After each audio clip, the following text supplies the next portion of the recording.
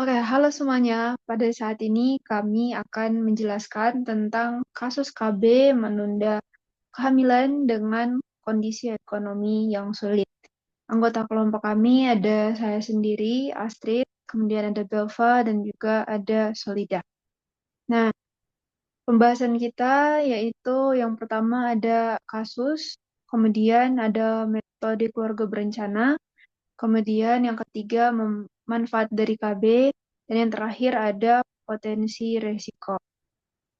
Seperti yang bisa kita lihat di sini, yaitu ada kasus Bapak Reno 35 tahun dan Ibu Abel 28 tahun sudah memiliki dua anak yang masing-masing berusia 3 dan 5 tahun.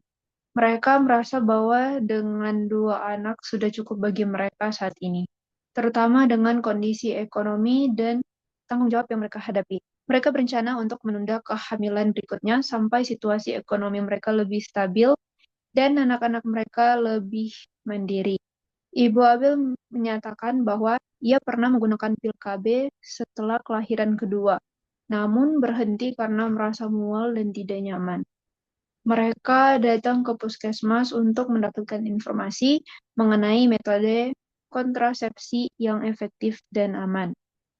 Nah, di sini ada identifikasi masalah. Bapak Rena dan Ibu Abel ada di dalam situasi ekonomi yang tidak stabil, dan anak mereka masih di usia yang belum cukup untuk mandiri, sehingga mereka kesulitan apabila mereka memiliki anak lagi. Itu sebabnya mereka memutuskan untuk mengikuti program KB. Tetapi sebelumnya, Ibu Abel pernah menggunakan pil KB di kehamilan keduanya, dan dia kurang nyaman karena dia merasa mual. Nah, untuk metode KB yang kami sarankan kepada Ibu Ibel ini yang pertama adalah menyarankan metode IUD. Nah, apa itu IUD? IUD atau intrauterine device adalah alat kontrasepsi yang dimasukkan ke dalam rahim untuk mencegah kehamilan. IUD juga dikenal sebagai KB spiral. Untuk efektivitasnya sendiri mencapai 99% dalam mencegah kehamilan. Untuk yang saran yang kedua adalah menyarankan metode suntik KB. Suntik KB merupakan salah satu metode kontrasepsi untuk menunda kehamilan. Salah satu kelebihannya adalah tidak perlu repot untuk mengingat mengonsumsi pil kontrasepsi setiap hari. Tingkat keefektifannya sendiri yaitu mencapai hingga lebih dari 99%. Manfaat dari kedua KB tersebut yaitu sama-sama mencegah kehamilan. Nah, untuk kelebihannya sendiri, yang pertama adalah tingkat presentase pencegahan kehamilan yang tinggi, yaitu mencapai 99%. Yang kedua adalah penggunaan dalam jangka panjang. Dan yang ketiga, praktis, tidak perlu repot untuk mengingat mengonsumsi pil KB. Tidak meningkatkan berat badan, mudah dilepas, biaya yang cukup terjangkau, dan aman untuk ibu menyusui. Nah, kekurangannya ialah tidak melindungi dari IMS atau infeksi menular seksual. Nah, proses pemasangan yang sedikit membuat tidak nyaman. Lalu ada efek samping berupa siklus menstruasi yang menjadi tidak teratur, yaitu lebih panjang dan banyak. Juga timbul flek di tengah siklus menstruasi. Lalu kekurangan yang selanjutnya adalah dapat menyebabkan terjadinya penyakit radang panggul dan juga memungkinkan untuk terjadinya anemia akibat menstruasi yang banyak. Oke, selanjutnya itu ada potensi resiko dari IUD maupun suntik KB. Di sini ada 14 poin. Yang pertama itu ada gangguan menstruasi. Tadi yang sudah dijelaskan oleh Belva bahwa kalau misalnya menggunakan IUD maupun suntik KB, dia memiliki resiko untuk gangguan menstruasi. Pendarahannya mungkin lebih banyak ataupun siklusnya jadi tidak teratur.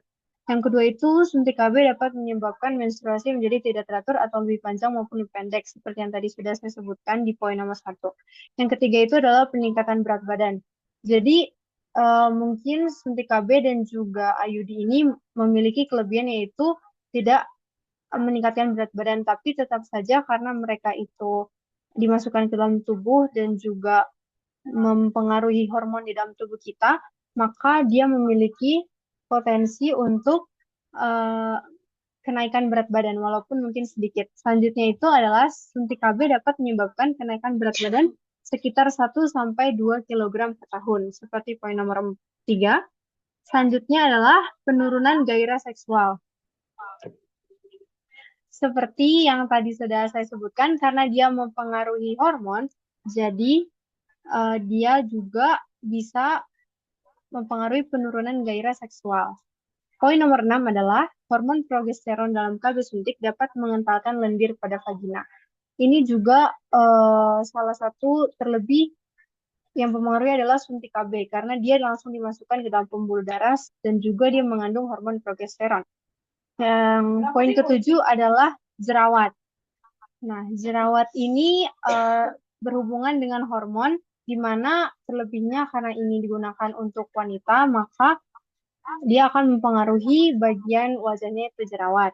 Poin nomor 8 adalah perubahan hormon akibat KB suntik dapat menyebabkan jerawat karena sekresi kelenjar minyak dan lemak di wajah yang berlebihan.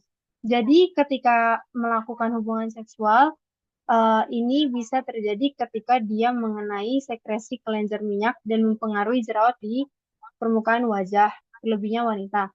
Yang ke-9 itu adalah penipisan tulang. Dan juga yang ke-10 adalah penggunaan KB suntik dalam jangka waktu yang lama dapat menyebabkan penipisan tulang. Yang ke-11 adalah tidak melindungi dari IMS. Jadi suntik KB ini tidak memberikan perlindungan dari penyakit menular seksual sehingga perlu tetap menggunakan kondom saat berhubungan seksual. Jadi ini adalah resiko yang diberikan karena dia melalui dalam tubuh, yaitu IUD dan juga suntik KB. Jadi dia tidak memberikan perlindungan yang ketat terlebih untuk PMS, penyakit menular seksual.